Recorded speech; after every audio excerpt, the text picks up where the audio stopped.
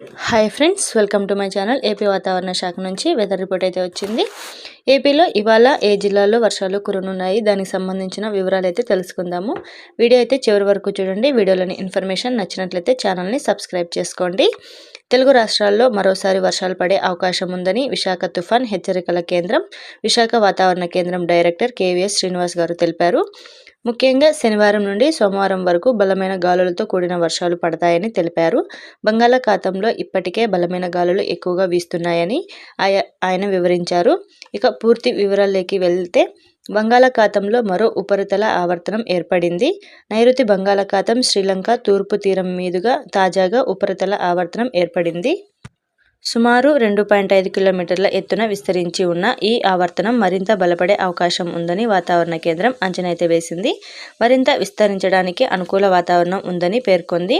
అలాగే ఆంధ్రప్రదేశ్ యానంలలో ఈశాన్య తూర్పు దిశగా గాలులైతే వీస్తున్నాయి. వీటి ప్రభావంతో దక్షిణ కోస్తా, రాయలసీమ జిల్లాలో తేలికపాటి నుంచి మోస్తారు వర్షాలు కురనున్నాయని విశాఖ వాతావరణ కేంద్రం తెలిపింది. Thank you friends.